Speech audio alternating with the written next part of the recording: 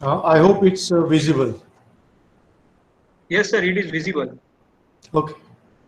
So, good afternoon, friends. In continuation with what Dr. Patel discussed, his concern was more on presentation and research, whereas my concern will be pedagogy. But then, if you look at interrelationship between pedagogy and research, then you always find that effective pedagogy leads to effective research, and effective research leads to effective pedagogy. So, in continuation with what you had been discussing, okay, I would like to share a few more things on how to make a classroom better, how to effectively engage the students in what you want to share with them, and how to give better results in terms of your graduates to the society at large. This is not with reference to any particular field. Okay, we'll be looking at management, we'll be looking at engineering and technology, we'll be looking at pharmacy, all put together, all streams put together. Okay, what can they contribute in the societal development is what our focus is. All right. So with this background, first of all, I would like you to just take into consideration what I am going to discuss. Okay. The flow of my presentation is I'll be talking on pedagogy and effective pedagogy first, and that too in the light of the need for the pedagogy. We'll look into what pedagogy is. We'll also look into what effective pedagogy is. But our basic concern will be, why do we need an effective pedagogy? And what are the myths about effective pedagogy? Mostly what happens is we are into the classrooms, actively engaged in the teaching learning processes, and we don't know what actually is happening. And that is why, in order to bring about awareness among the students and among the teachers, okay, we will just look at the myths. These myths are a kind of combination of, or rather compilation of my interactions with other fellow colleagues across the country.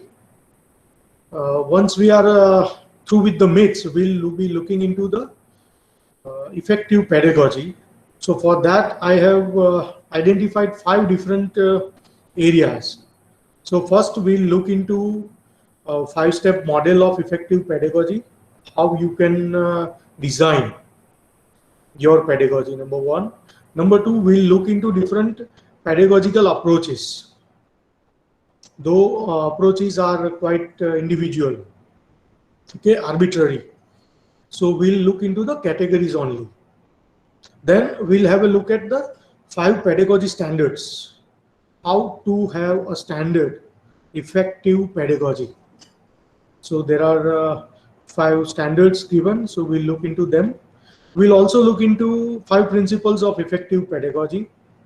What makes an effective pedagogy? So suppose you are teaching, then if you take care of those 5 things, then obviously your teaching learning will be more effective. Then 5 major approaches of effective pedagogy. Now this is what makes a pedagogy. So last 3, they are interrelated. So you can't decide what comes first or what is the result of what. But when you put them together, okay, when you put them together, it will give you an idea on how your pedagogy can be designed or it can be developed. Before we begin, I'll also like to share that I'll be presenting a small case study of Charuset University, where we have developed our own pedagogical model, and we have identified a few pedagogical determinants, and based on that we'll be looking into how we can design and develop a pedagogical model that will be more research driven and more effective when it comes to giving better results. Okay, so this is what the entire plan is. Now, moving ahead, I would like to draw your attention to a famous story, okay, of Eklavya.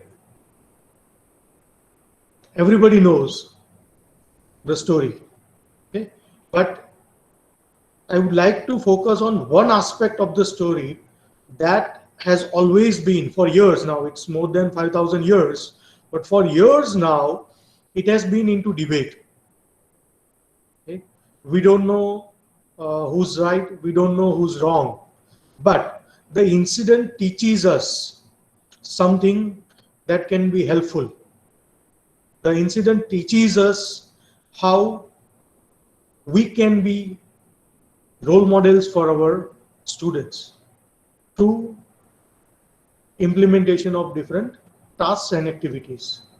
Now, instead of looking at the other aspect of teaching learning process, I would like you to just recollect the story of Eklavya that you have. Okay? You know that he was the son of a prince, but the prince of, I mean, he was a prince. His father was the king of the hunters. Okay? But then we call them Shudras, fine. And he wanted to learn the art of archery. And he wanted to go to Dronacharya. Fine, good, excellent. But somehow he was rejected. We know what happened was insulting. Okay, he had to come back. Okay, and then he learns on his own, making an idol of his guru. And then one day, now this part of the story is more interesting. One day when he was practicing his archery, okay, a dog barks. And because of that barking, okay, he is disturbed. His practice is disturbed. So disturbed with the noise of the barking, okay, without looking into the direction of the noise, in a succession he shoots 7 arrows, and all of them are into the mouth of the dog. Okay, so he shoots 7 arrows in a succession into the mouth of the dog in such a way that dog doesn't die. At the same time, it cannot bark. Now this is important. See, his skill. Now the concern here is, the focus is his skill. Now when you look at him, okay, disturbed with the arrows, the dog runs here and there, and it goes to the ashram where Kauravas, Pandavas and Dronacharya and everybody was learning, practicing their skill. And when they see it, Dronacharya understands there is an excellent, highly skilled person. Just from his observation, he understands. So he says, okay, let's go. Who's there? Let's see. And they meet. And the conversation goes on. We know the conversation. Okay? But now, what happens here is, Eklavya presents himself as a Shishya of Guru Dronacharya himself. Dronacharya asks for his right thumb. He gives, that is Guru Dakshina. And then we always have a negative image of Guru Dronacharya. Now Guru is a teacher for us. Okay, Shishya is a student. Now this negative image, when we look at, okay, we don't know why he did it. And it was because his thinking. He thinks that, okay, here is a highly skilled person, but the concept behind that is the skill. Now, where to use the skill is important. When to use it, where to use it, for what purpose. Okay, so I would like to present before you the hierarchy of data, information, knowledge, and wisdom. So what your pedagogy should do, it should result not into presenting the data, not into categorization of the data in the form of information, not even in the theoretical knowledge framework, but ultimately the pedagogy should make the learners wise. Now this is important. Why wise? because every research that we do has to be socially relevant, number one. Every individual that you train, okay, will have to contribute to the societal needs. Because of these two reasons, okay, we have to keep in mind that our pedagogy should focus not on presenting the data, not on sharing the information, not on passing on the knowledge, but on making our students, the next generation, wise. Wise in consonance with the society, in consonance with the culture, in consonance with the use of technology, in consonance with the latest developments or futuristic developments.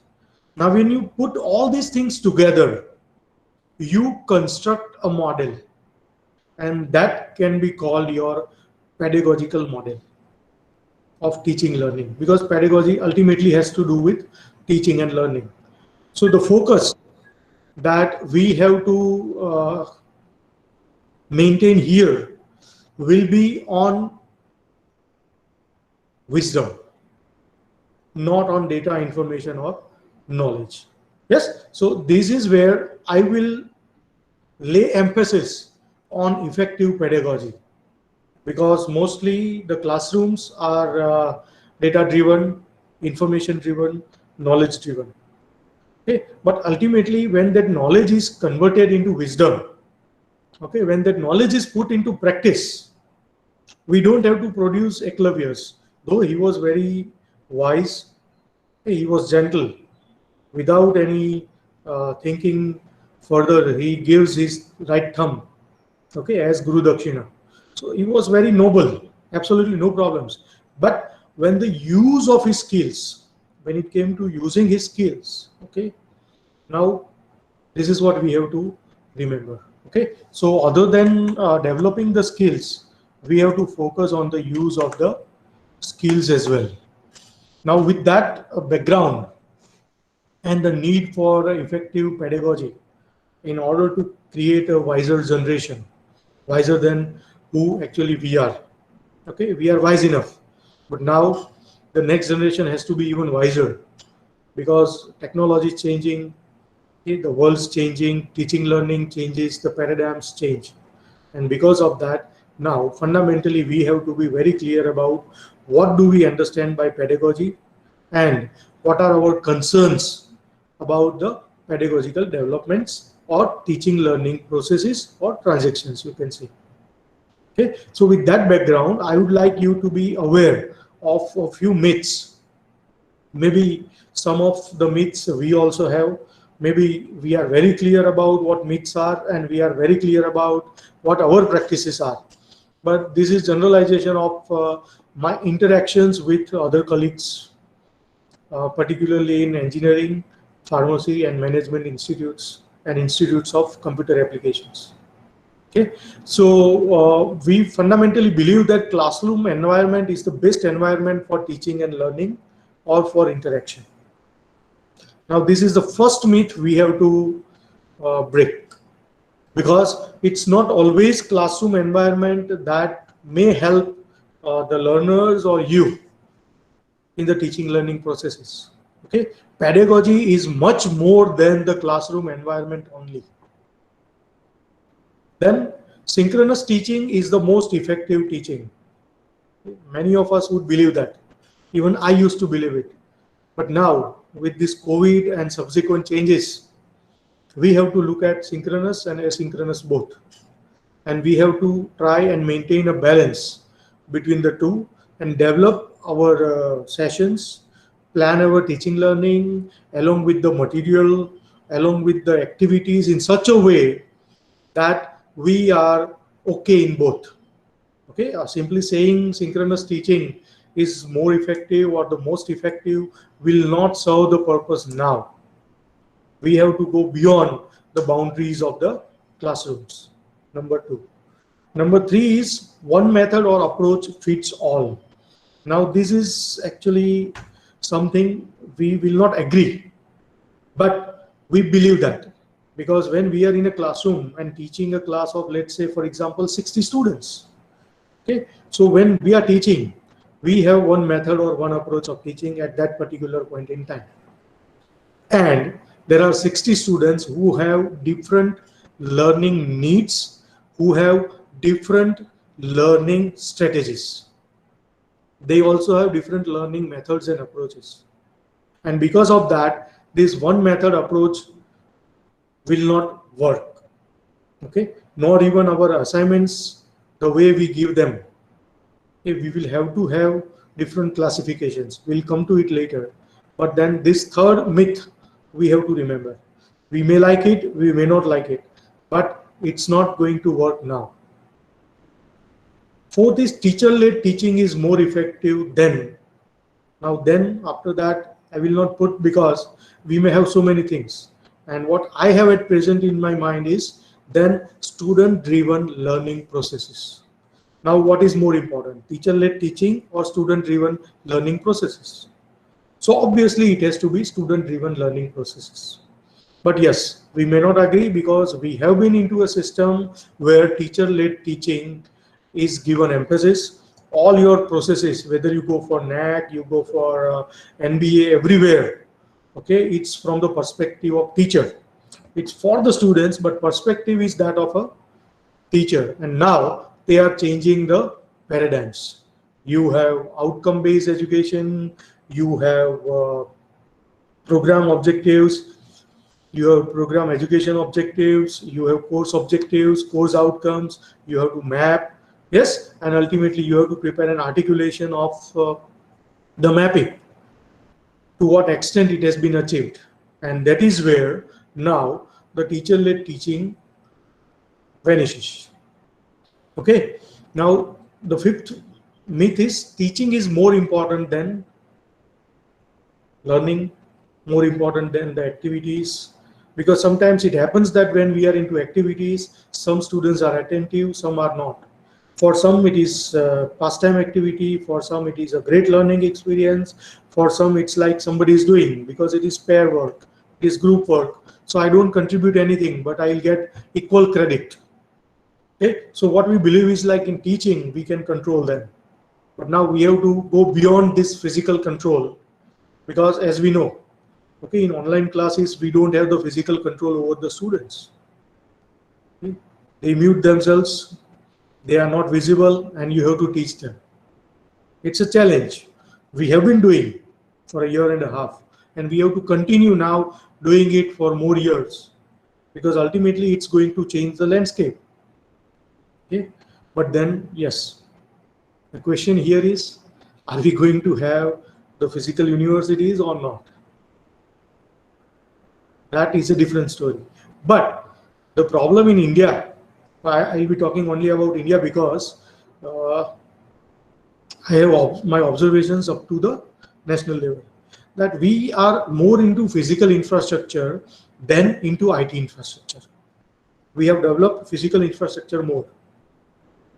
Okay, and IT infrastructure is there just to support. It was for communication only.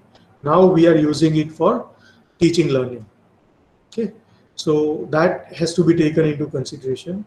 Then technology. Now, sixth myth is technology enhances teaching and may replace a teacher, or at least diminish the role of a teacher. Now, this has been debate over last year and a half, that because of this, okay, there will be no role of the teachers. But it's not going to happen. It's never going to happen. Okay? Technology is there to support us, to guide us, to help us, to facilitate us. Okay? So it's important, but into academic administration, not into academic deliveries, not into academic interactions. Okay? Because artificial intelligence will take some more years to respond as a teacher to the queries of the students. Okay, and again, the human touch that we have is something we will always miss. So that is the strongest myth that we find around in the teachers. And the seventh one is efficacy of teaching can be measured through results or examinations. Now, this is what the teachers, the problem that teachers are facing because of the privatization. Okay?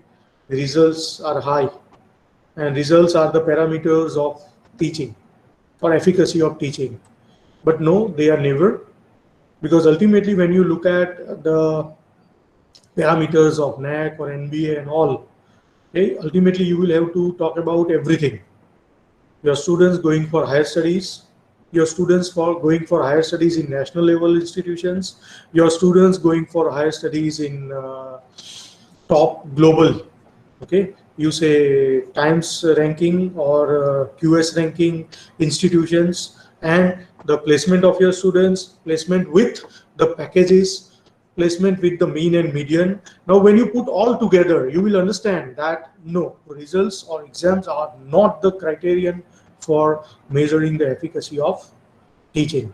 So these are the myths that we have to first of all break, and then think in terms of how we can now teach to our students. Okay, so now we'll move into how we can teach, how we can talk, and what can be our role as a teacher into the classroom, be it engineering graphic classroom, or be it pharmaceutical chemistry classroom, or be it principles of management teaching learning processes, whatever you are talking, irrespective of what you are talking, what you are discussing, or what knowledge you are imparting, or what skills you are imparting, okay, you need some fundamentals in your teaching learning processes, and those fundamentals are our basis for discussion at present.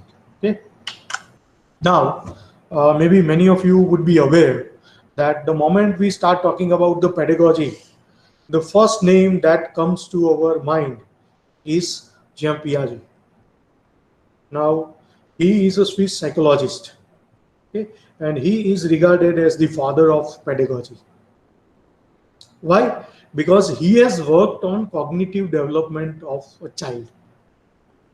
Now, the child, no, he has been talking about at all levels, right from the birth to the adulthood. He has been talking about cognitive development of the child, or you can say for the students in general. Okay, and because of that, okay, he has been regarded as the father of pedagogy. But now we don't have to just remember him because he has been regarded as the father of pedagogy, but we need to remember him for the 4 stages that he has given to the field of pedagogy, and they are sensory motor, okay, pre-operational, concrete operational, and formal operational. Now these names are typically technical, but he is talking about the development of a child in first 2 years, then up to 7 years, then up to 11 years, and then 11 to the adulthood, and then lifelong learning. And he relates it with the object permanence, symbolic thinking, operational thoughts, and then abstract concepts. So what you learn, how you learn, how you develop, you as a student, okay, you develop is in this phased manner. Okay, so first of all, we learn to understand the objects. We understand the permanence of the objects, that this is this. Okay, this is lathe machine. This is aseptic lab. Okay, these are the principles of management. Like you understand first. Then there is symbolic thinking in you. You start relating things. Now this is where there is pre-operational phase, and this is where students need teachers. I will show you how. Okay, then there is operational thinking, and then finally when they come to us in the universities or colleges, we have to talk about the abstract concepts. And that too, if you talk about the technology, okay, particularly computer and IT, then it changes every day, and we have to talk to them about all these things. So how? Okay, how abstract is the concept of Internet of Things? Okay, but how concrete now it looks when you see the implementation. Okay, so this is what the role of a teacher is. Okay, so we remember him for his genetic epistemology, the philosophy of human knowledge. So he has studied, and then based on that philosophy of human knowledge, now we have to look at the pedagogy and effective pedagogy. Okay, now I have put both the words, pedagogy and effective pedagogy, but this is for understanding. Fundamentally, friends, we have to remember that every pedagogy has to be effective pedagogy, because unless and until it gives you fruitful results, it leads to enhanced knowledge, or it makes your students more skilled, okay, your pedagogy is not going to help you anymore. But for the sake of conceptual clarity, we can say pedagogy is something that refers to the method of how teachers teach in both theory and practice. So pedagogy has to do with the methods and approaches of a teacher, number one. Okay, then the second part is, it is formed by an educator's teaching beliefs and concerns, okay, that interplay between culture and different ways to learn. Now, the moment the society changes, cultures change, okay, learning styles and approaches change.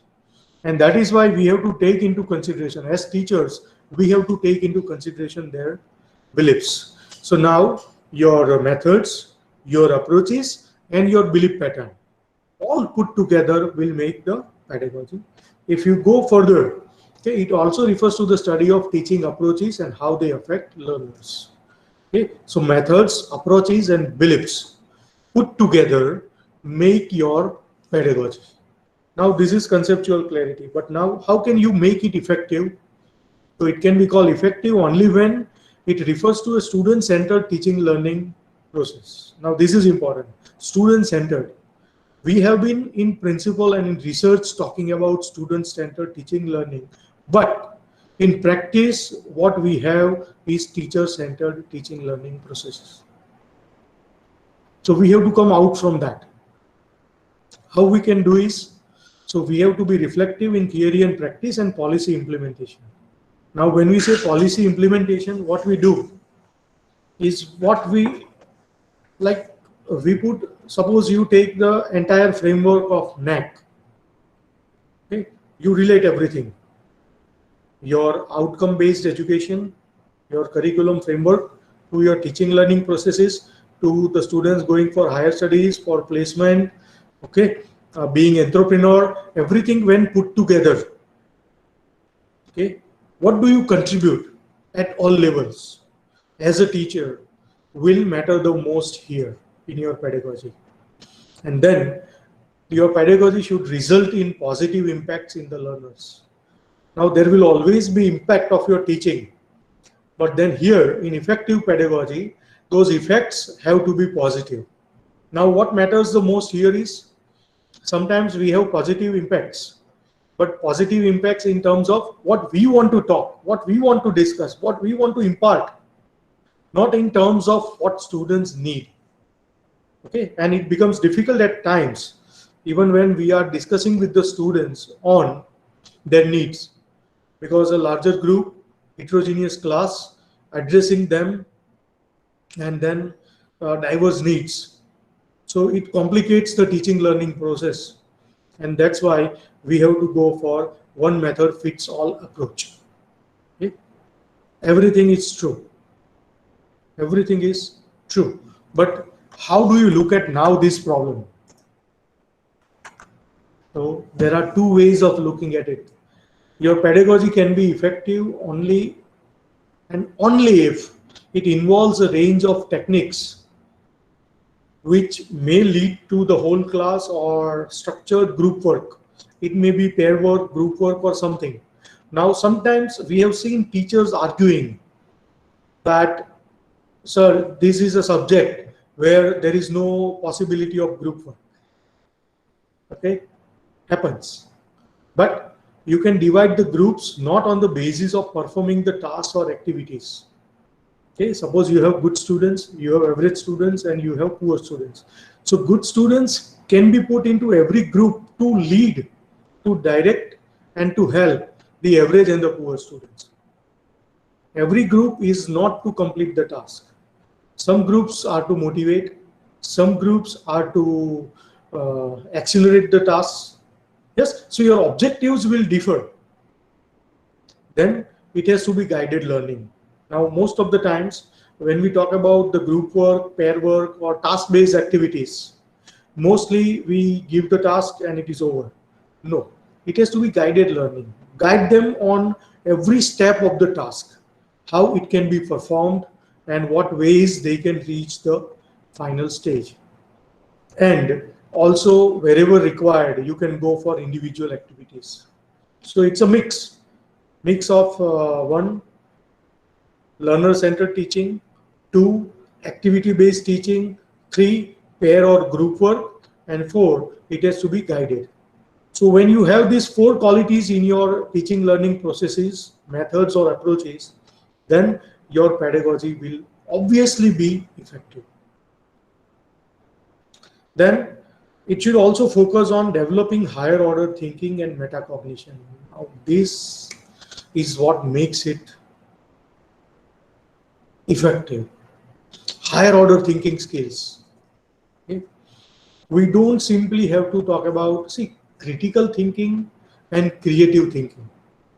These two words that we have to keep in mind. We have to help them broaden their horizons of thinking. We have to help them argue and counter argue. We have to help them learn to accept their limitations. We have to help them to learn the rejections, to learn from the rejections and to accept the rejections. Be more critical, then change perspectives and try again. Okay? So if we fail to develop these higher order thinking skills in the students, then the pedagogy will always be like as it is today. And you will be surprised to know that if you look at the list of the countries with the maximum number of students placements or employable graduates, okay, India produces only 15% of employable graduates. Now this is AICTE survey that I was referring. The number may vary a little, but just you look at only 15% of employable graduates means what? We are lagging behind somewhere. Okay, we think of it in terms of industry synchronization, aligning the industry needs and academic practices. I mean, there are various ways. Okay, but fundamentally everything should lead to the development of the students, and this is possible using the dialogue and questioning method. I would like you to go back to the Socratic questioning. Okay, you have Plato and Socrates. We have forgotten them. Fine, no problems. But their questioning method is such where they teach. No, you learn, you teach through questioning. Okay? Don't lecture. Let there be dialogues. Let them ask. Yes, sometimes initially they will not ask because this is a paradigm change. It's not going to happen all of a sudden. You enter the class and you will find a very receptive class, interactive, okay, responding to everything and well prepared. It's not going to happen. But ultimately, we have to have positive dialogues with them. Ultimately, we have to ask them questions. Ultimately, we have to force them to think, and we have to make sure that we develop them into the art of questioning, because ultimately through their questioning itself they will learn the art of inquisitiveness, and that inquisitiveness will help them learn more and more and more. It will open their mind. Okay, so your duty as a teacher, I will say, is to open their mind to limitless opportunities. How something happened, why something happened, and then so on. Okay. Is it possible some other ways? Yes, then let them try. You help them, facilitate them. It may give you new methods, new ways of doing the same thing. You know programming. Okay, it's not always done the same way. Okay. you have bugs in the program, then there are students who know it better. Okay? So they can be your group leaders. Now, how you structure a group in order to be effective in your pedagogy is important. Normally, we have seen the groups are random. Normally, we have seen the groups are a mix of the students. But are we going to have the groups based on this knowledge and skills? Okay? A right mix of all, then it will be a better group work. So you decide. You are a teacher, you know it better. You are future teachers, but how you can make your pedagogy more interactive. Now this is important. The effective pedagogy is always interactive. The more interactive you make it, the better results it will give you. And it's not always in the interest of the students. You have to constantly do the research, maybe observational research on what is going on in your class. How do you find the results of what you are doing? What is going wrong? Okay, and then how it can be improved. If all these things are put together, then maybe you may come across. And always remember, there cannot be a universal definition of effective pedagogy. It's never possible. What is effective for you might not be effective for me. What will be effective for me might be less effective for you. Okay, so it's bound to happen. Never rely on what people suggest. Okay, try, okay, have your own experiences, and based on that, decide what could be your pedagogical methods and approaches, and work accordingly. Okay, you may also put it into research through your observations or through applying 2 or 3 different methods or approaches in 2 or 3 different classes. Based on your observations and results, you can compare the results and come out with a research paper. Okay, and that will give you an idea on what is more effective. Then next time you can try a better version of the same. All right, but the best judge is a student, not a teacher. If students find something more adaptive, okay, then we need to implement that. It may be a task-based activity, it may be a case study approach, okay, it may be, you can say, practical, okay, it may be projects, it may be live projects, anything you decide. Okay, you have to involve them into different activities. How you involve them, I'll give you the Charuset model where you can just understand how it could be implemented, or maybe you may have a different model. Now, when you look at pedagogy, okay, the development of pedagogy goes back to 19th century. Okay, we are talking about the pedagogy in 21st century, but it started in 19th century where, okay, Herbert, John Frederick Herbert, gave us the 5-step model of effective pedagogy. Now, when you look at this 5-step model, it's interactive model, number 1. Number 2, it's reflective model, because interaction and then it comes back and it goes forward. Okay, so I would call it interactive reflective model of pedagogy. If you can follow this model in principle, okay, your practical approach in the classroom will altogether be different, because this has a correlation between personal development and how it results into benefits to society. Because ultimately everything that we are doing into the teaching learning processes, fundamentally the universities are doing, or institutions of higher learning are doing, are producing the next generation social workers. Okay? So what we have to do is we have to look at this model like preparation. Now this is a background work a teacher is required to do. You prepare your tasks, you prepare your activities, you prepare your material. Okay, then presentation. Now you decide, once you are prepared, decide how are you going to present this? How are you going to implement this? And again, if implementation and preparation has some loopholes, go back to preparation, refine it, come back to presentation. Presentation is implementation. Okay. Then next comes the association. How are you going to associate your teaching learning with their futuristic needs, with the futuristic developments in the society? Okay. Suppose today I am teaching somebody the econometrics. Okay. So people will find, why should I study the econometrics? But suppose I can relate how a scientist or the technocrats involved into the acts of artificial intelligence, or let's say, I mean, making it simple, you can say Internet of Things. If they know the economics better, okay, then next generation technologies will be cost effective.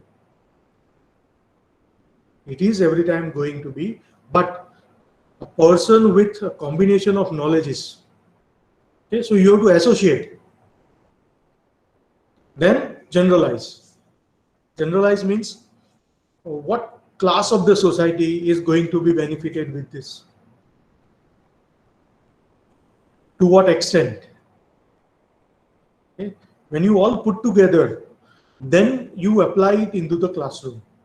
And then I can assure you that every student will enjoy your activities, your teaching methodologies, be it a simple lecture, be it an online presentation, be it live projects that you can give. You are working on some research projects and you make them a party to it, or it may be a simple challenge that you have given to them, but they will always enjoy it. Okay, so I will always focus on this 5-step model when I design my classroom activities. Okay, so you can also divide your teaching session into different slots. Okay, briefing, okay, group formations, then activity preparation for the activities, performing the activities, learning from the activities, then again briefing, post activity briefing. Okay, and then finally concluding what they have gained. Not necessary that we use the same books, same concepts. Okay, once they understand the concepts, they may have their own languages to present it. Okay, that freedom we have to anyhow give them. Okay, so this is the fundamental to any pedagogy. Okay, right from the developmental stage of pedagogy itself.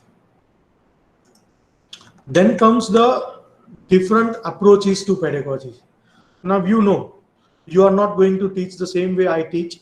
I'm not going to teach the same way my teachers used to teach. Okay, everybody is unique, and all students and all generation students, they have different needs, and based on those needs we have to change our methods and approaches. But fundamentally we can divide our approaches into 4 different categories. Now approaches may be n number, every person will have a different approach.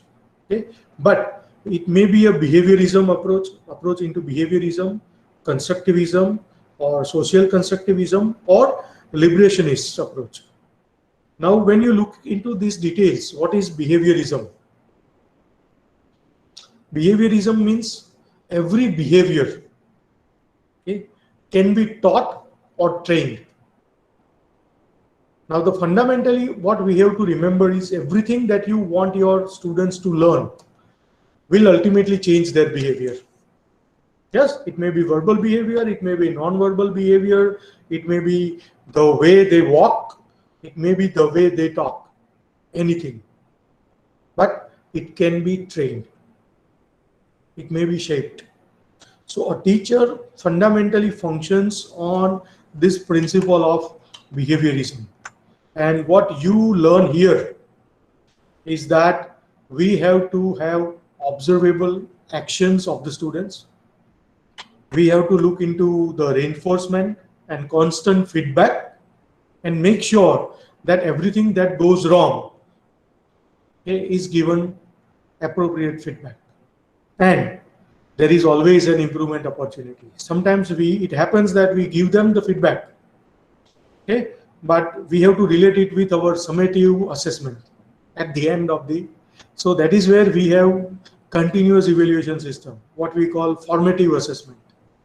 Okay, so every after an assignment, if the next week you give your feedback on their performance and in different parameters, then they will learn and change accordingly.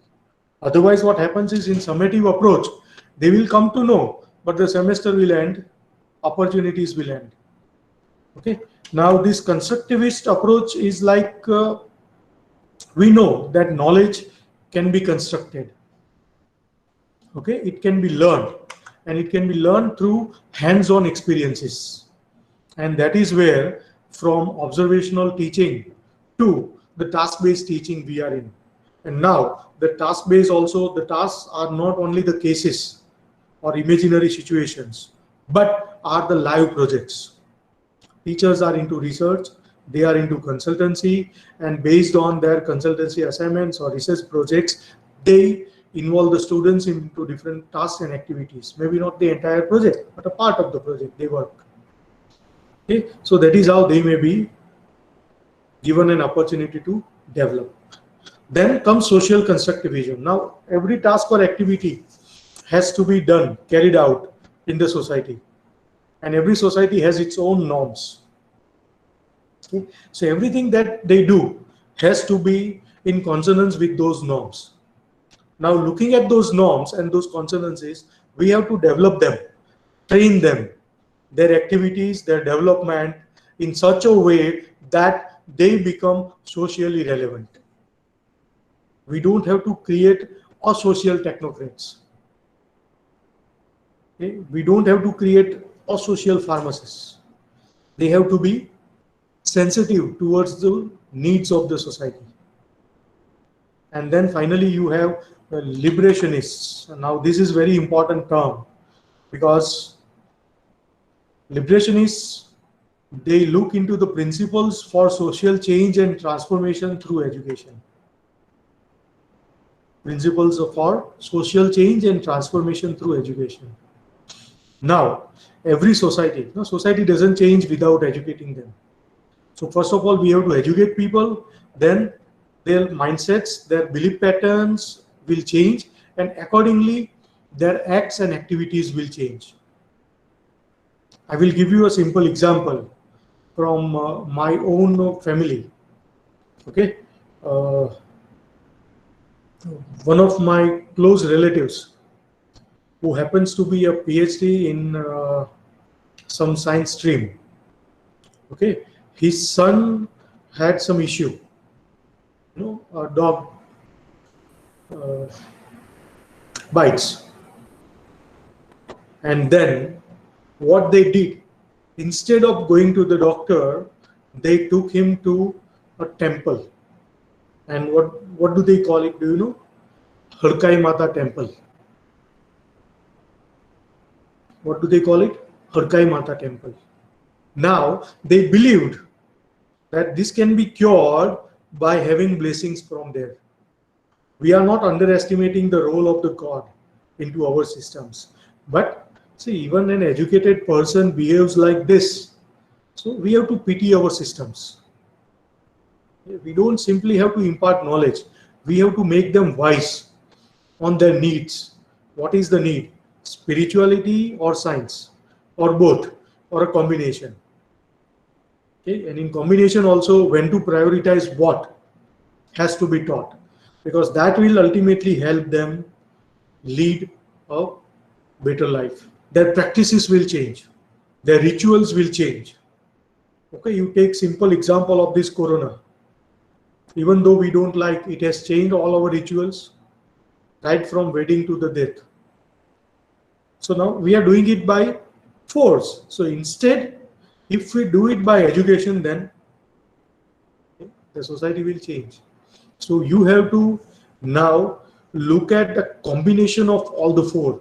Now sometimes we look at them as separate approaches, behaviorism as different one, constructivism as different one, social constructivism as altogether different, and liberationist is different. But no, it is not like that. Okay, initially you have to look at the behavioral aspects of your students, then look into the constructivist approach. Make sure that they form some habits. Make sure that they learn certain ways. Make sure that what they learn is socially relevant in the interest of the society at large. And then, okay, see how the changes are there in the society because of what you are teaching. And accordingly, again, go back to your behavioral approach and make changes. So it's a constant process of thinking, implementation, revision. Again, thinking, implementation, and revision. Okay, so I will put them as complementary, not competitive in their nature. Okay. Now, if you look at the another aspect, we have 5 pedagogical standards. When you look at 5 pedagogical standards means, how do you decide your pedagogy meets certain standards? So those deciding factors are here. It has to be like joint productive activity. Joint means teacher to teacher, teacher to student, student to student, and teacher to student. Okay, so a teacher shares his or her own experiences and methodologies and approaches with other teachers. They also share, they discuss their problems, they discuss their achievements, and accordingly they modify themselves. They also take into consideration students, their needs, and their behavior during the particular sessions or activities and projects, and accordingly they work. Okay, then second is language and literacy development. Now, here language, when we say not merely English or our regional languages, in general, how do we express ourselves? Okay, and how do you literate the society? I gave you that example of Harkai Mata. Okay, you have to literate the society. Okay, so if your pedagogy leads the society towards that literacy, where the wrong practices change or are modified to make them more effective, then obviously everything that you do or discuss will always be more relevant. Ultimately, when whatever you do with the students or students carry out with other students, and ultimately what literacy is developed, it should lead to some meaning making. Now this is important. Ultimately, whatever you learn at the end of the day, if you don't learn anything, then it is over. So here, this is where I was talking about learning, and I called teaching a myth. Teaching is a myth. So what you have to remember is, take the students towards meaning making. Okay? Forget the data, forget the information, forget the knowledge. Take them to the wisdom level. Okay? And this can be achieved through complex thinking. You can call it creative thinking, you can call it critical thinking. Give them real life problems and help them solve. Okay, if that is achieved, maybe to some extent, you can ask them even to go back and look into their communities, what problems they are facing, okay, and how to better solve them. See, I'll give you a simple example. Suppose you have a student group of 10 or 15, and you are a college or a university, and the students are pharmacy students. You give them a task of going to a village and bring about awareness on a particular disease and its subsequent remedies, cures or medicines or ways of dealing with it. Simple. Now, obviously, in doing so, they will learn presentation skills, they will learn interactions and dialogues, they will gain the knowledge on the disease and possible cures, the reasons behind that, the medicines available, formations of medicines, and how they work. Do you understand? So instead of teaching them the same thing in the form of a lecture in the classroom, if a simple assignment like this is given and then it is monitored or observed, it may give you better results. But the problems with our system, or maybe we can say not problems, limitations of our system is such, everything is categorized the same way. Suppose we are giving this assignment, then we are giving everybody the same assignment. No, every student will not be in a position to do it. So let there be different assignments for different students. Okay, let them perform, and based on that, give them the marks. Somebody may go to the urban area and do the same activity. The best of your students, highly critical and creative thinkers, knowledgeable students, outspoken, they may be sent to urban areas. Okay, you can select a group for semi-urban area, one group of timid, or maybe those who can start with in the local languages, they may go to the rural area. Like, I mean, see, we have, as a teachers, we don't have to measure everybody on the same parameters. Give them different parameters, but see how they develop. If the development is there, then it is done. So that is where there is a role of instructional conversation. How do you give them the instructions? Is it one instruction for all, one methodology for all, one task for all? Then it's never possible. I'll give my class an assignment for 1 hour, so somebody will complete in 30 minutes and somebody will need 1 hour and 30 minutes more. That's likely to happen. So based on their performances, we have to devise different tasks and activities and rate them accordingly or grade them accordingly. If you can do this, then your pedagogy will be elevated, will be more effective. So what you have to do, these all 5, they transact. Okay, they are graded, one leads to the other to the third to the fourth. But the dynamism is required on the part of the teacher, and students will then act accordingly. Now, in order to implement this, you have to keep in mind that your pedagogy has these 5 elements. You can call them principles, you can call them characteristics, you can call them features, you can call them qualities. Okay? Different names may be used, but if you have these 5 in your pedagogy, in the way you assign different tasks to your students, okay, you will have altogether a different learning experience for your students. First of all, it starts with innovative approaches. Okay, so define different ways and means of doing the same thing. Maybe sometimes you fail. Try another time. Make some changes. Let there be another method. Okay, and one method will not help at all levels. First year class and final year class, they will need 2 different methods or approaches. Okay, so that is where you have to be innovative, and particularly for those, it was a problem with me, because one day I had a class with, let us say, first year BBA students. Immediately the next session was with the science students, final year science students, and after that another session was with PhD coursework. Now in all the 3, my explanation to the examples I will give or the knowledge I will exhibit to the way I will involve the participants or the way they will react, everything will change. So I cannot work with all with the same mindset. I have to fundamentally be dynamic and change my mindsets based on who I am interacting with. Okay, so that is where innovative approach is. Then consistency and transparency. Be consistent in your approaches. Let there be very innovative in everything you do. Okay, consistently carry out the innovations and be transparent that this innovation failed.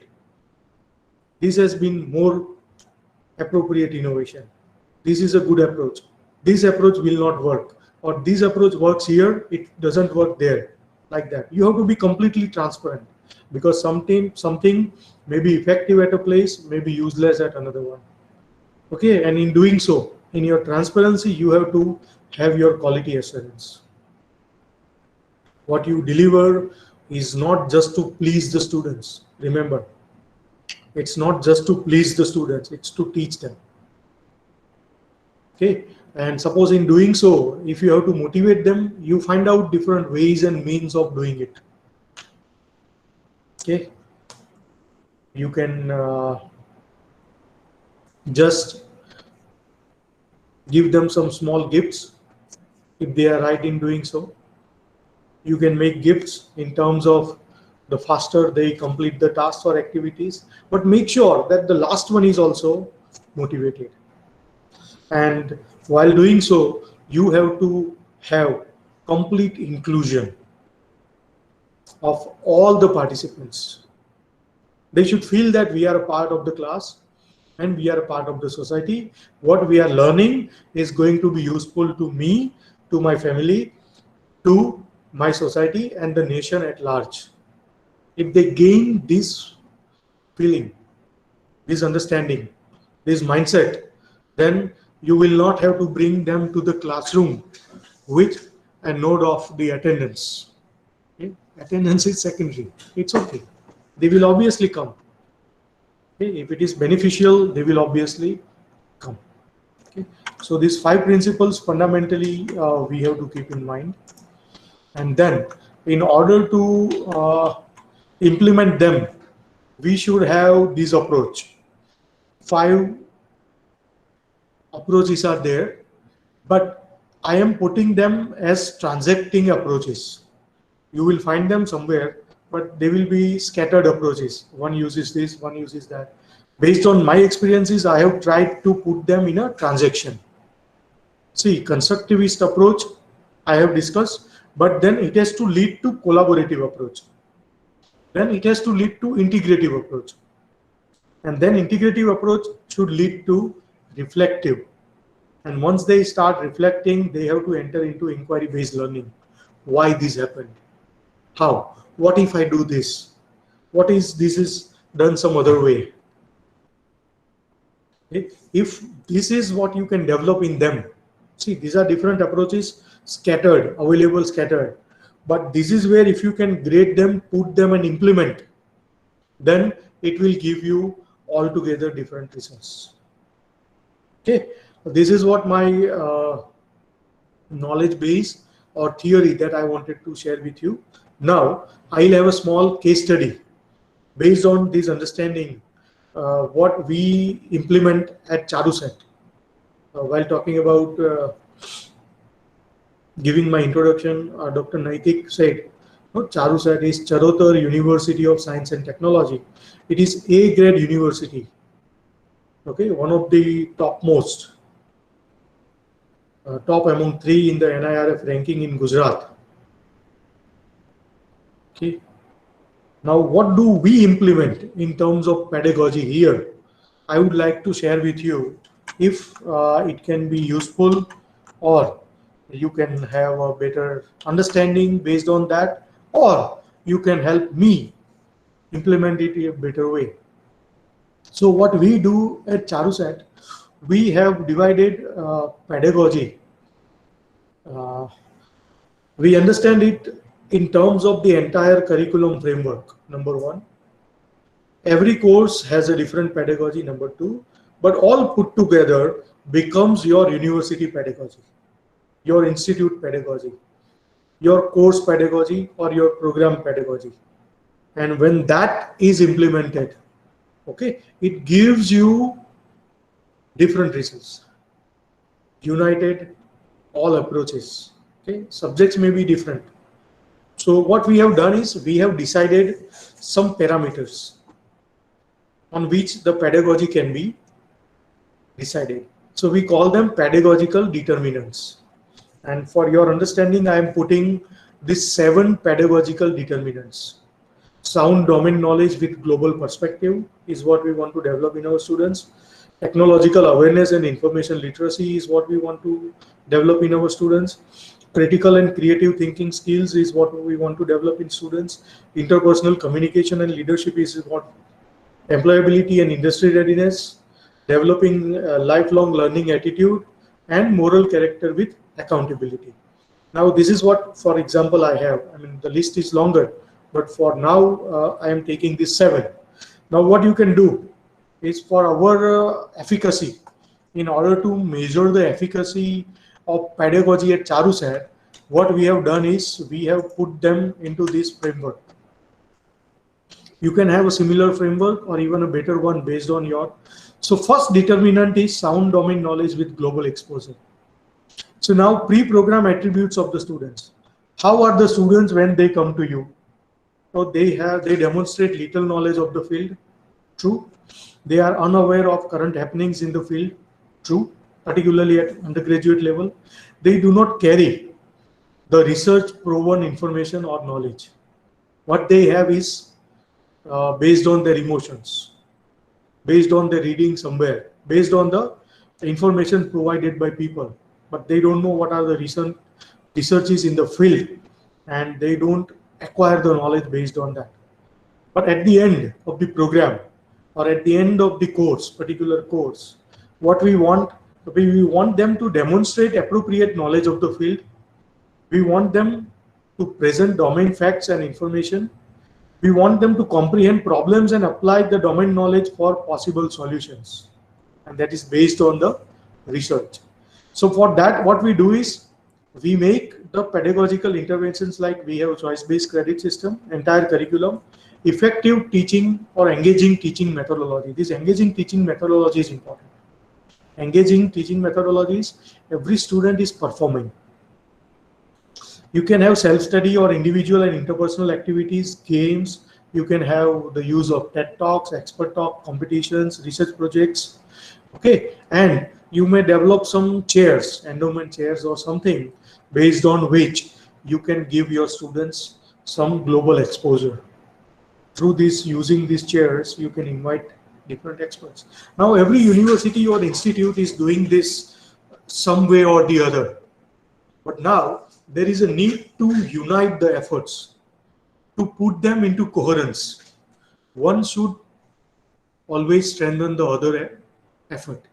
If this can be achieved, okay, then you will always be in a position to give better results. Okay, so like this, you decide your pedagogical determinants. Suppose second determinant, we have technology awareness and information literacy.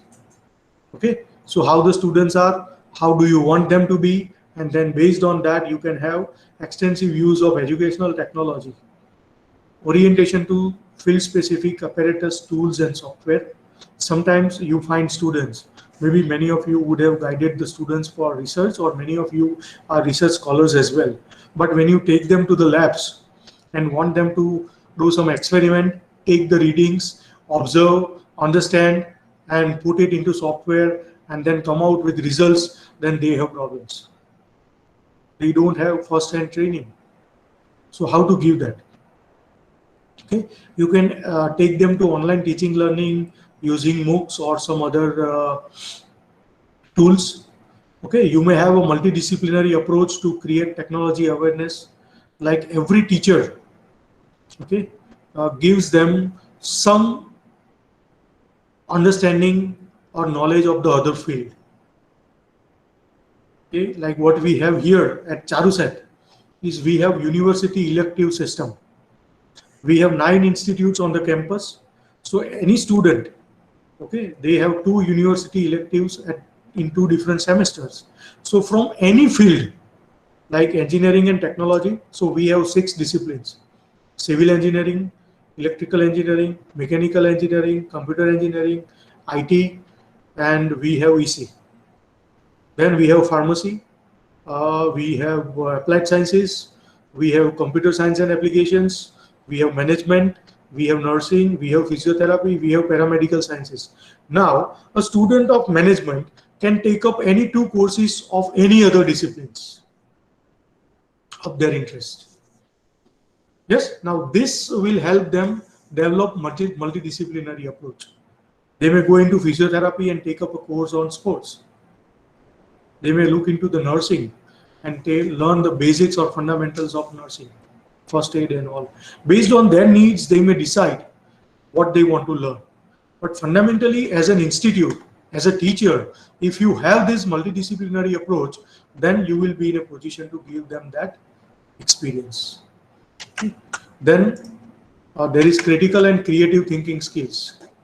So fundamentally, we have courses on creativity, problem solving, and innovation.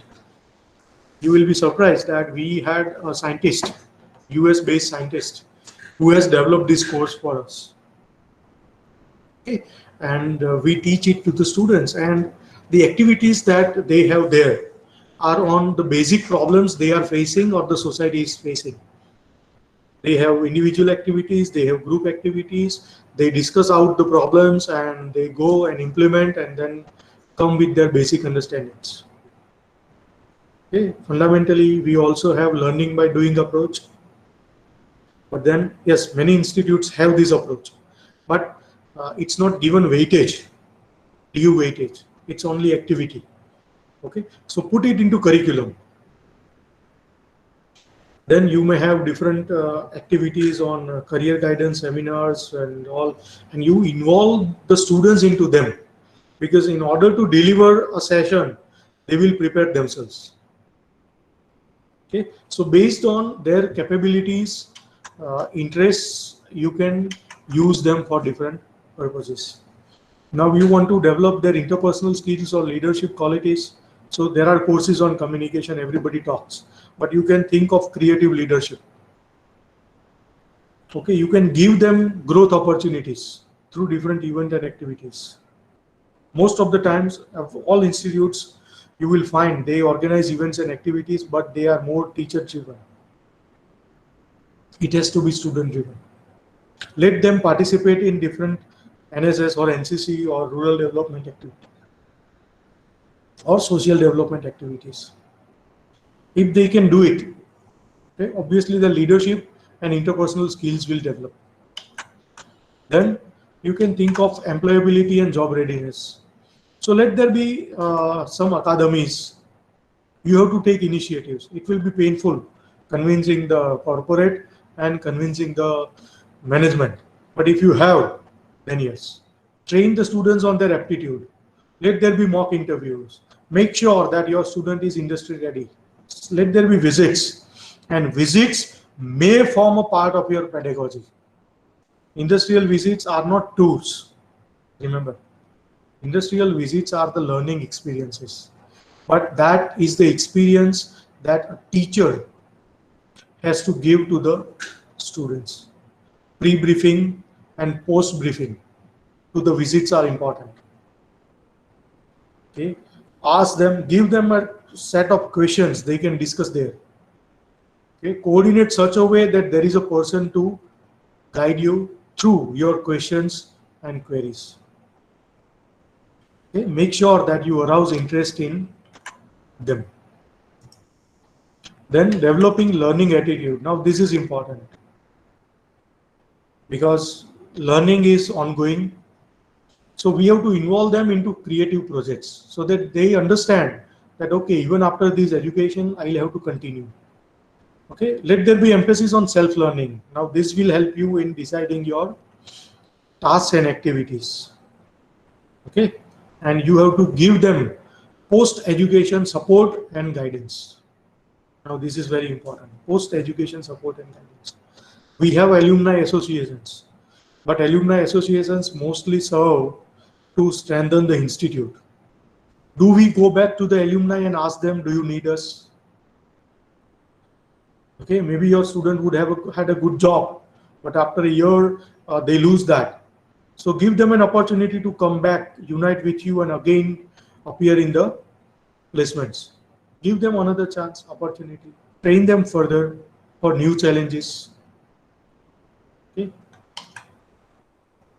And finally, moral character with accountability. Now this is important because, as I said, you know, they are into technological, they are into innovations, and everything they do, everything they perform, If it is in the social interest, societal good, then it is okay. Otherwise, there are problems. So let there be some courses on values and ethics, philosophy, or environmental studies. Let there be spiritual discourses. Let them study great personalities. Okay, in this pandemic, we have been talking about Ratan Tata, Ajim Premji, who have given us, donated people a lot of money. Okay, even we talk about Sonu Sood. But do we teach them those characters? Give them study assignments on them. Okay, then they will be exposed to those things and they will learn to implement them.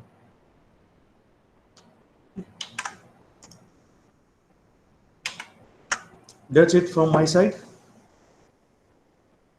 And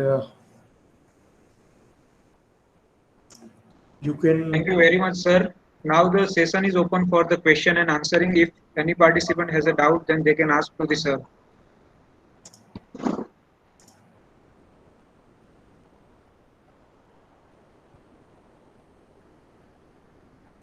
Anybody who has any questions on maybe implementation?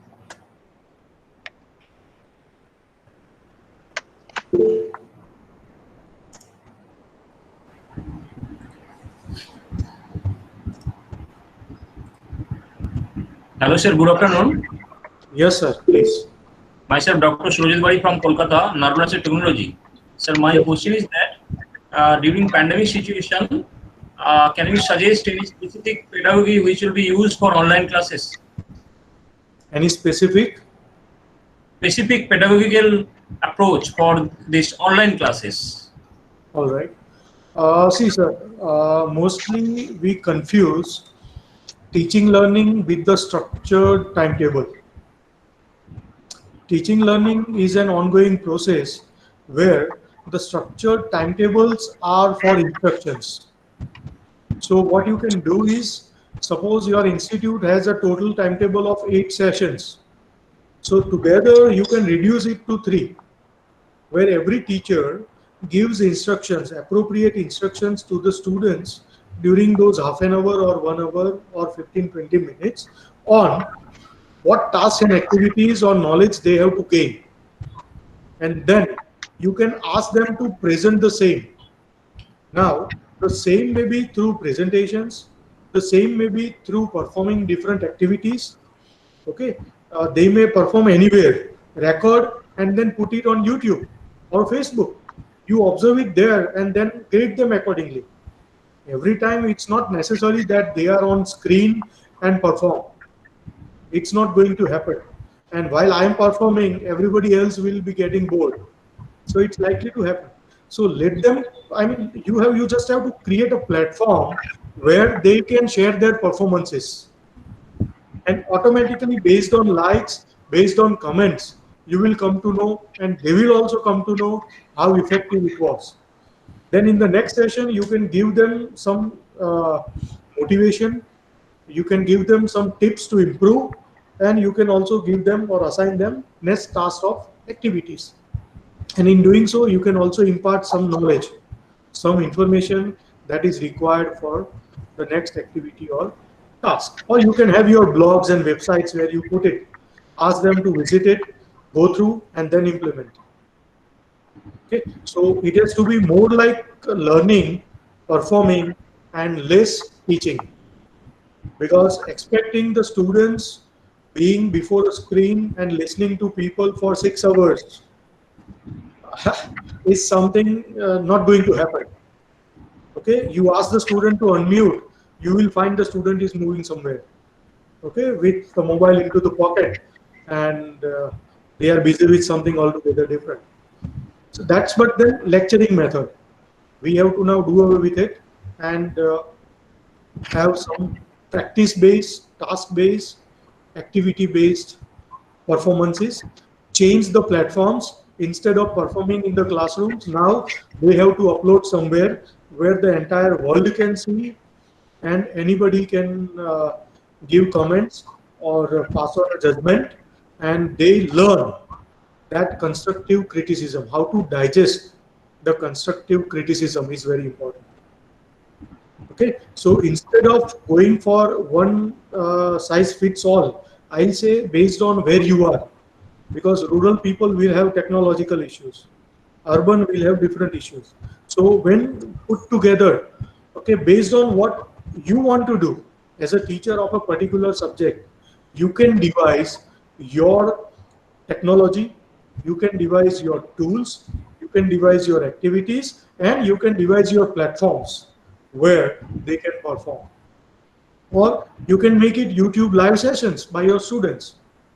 Okay, instead of taking their presentations in the Teams or Google Meet or Zoom, you can make it YouTube live session. Announce it publicly, let them speak, see their confidence, what they gain, and everybody has to give 5 sessions on 5 different topics. You don't have to teach.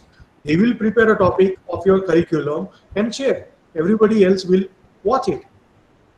Okay, and later on you can have your assignments or quiz or something based on what is there in the presentations. So they will go through and write down. And yes, there will always be some who would find out shortcuts. Okay, so every time when you come across a shortcut, instead of getting disappointed, you have to find out a way to close it. And every time your efforts will be strengthened. And finally, you will have a good pedagogy. So it's always through trial and error method. Thank you, sir, for your valuable suggestion, and thank you for your very nice presentation. Thank you, sir. Thank you so much, sir. Thank you very much. Okay. Anybody else?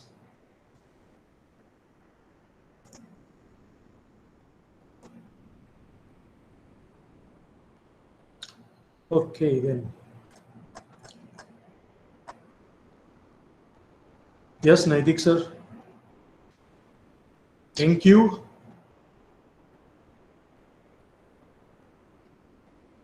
Naitik sir.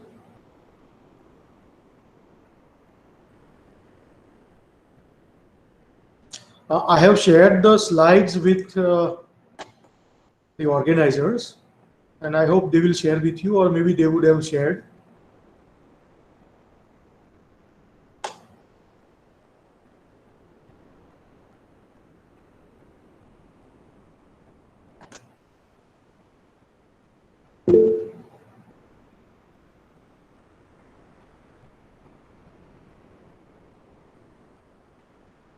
Okay, Tapas Kumar has a question on how can we enhance the pedagogical principles in ourselves.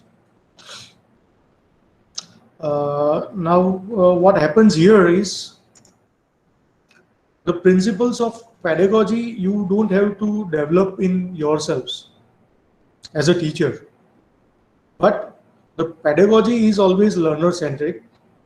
Develop in them the insights, inquisitiveness, and the earnest desire to learn new things every day, and that will give you a run for your teaching.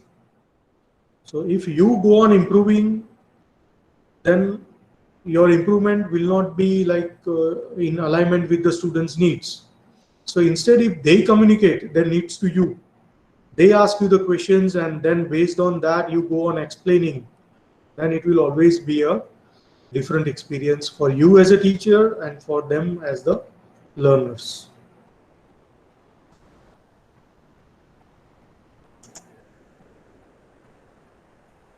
Okay. So thank you very much, sir. Thank you, sir. Thank you actually for giving me this opportunity, and thank you, I mean, the audience, the participants.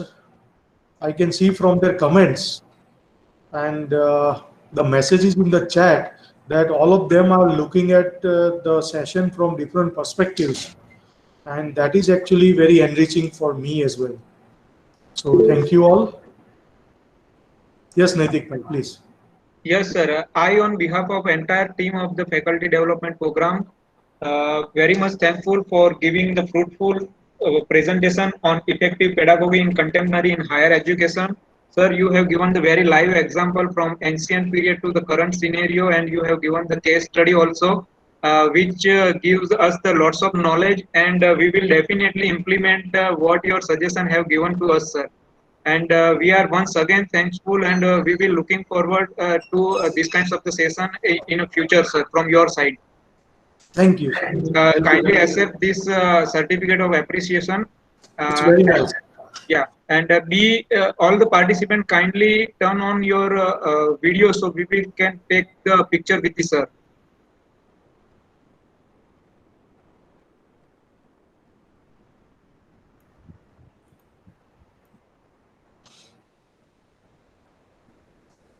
I request to all the participants kindly turn on your video.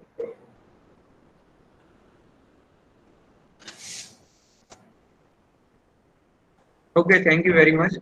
So there is the 1 hour break, lunch break. So we will join 2:30 sharp with the Milind Wagh, professor of MGB College of Nasik. Thank you all. Thank you, sir.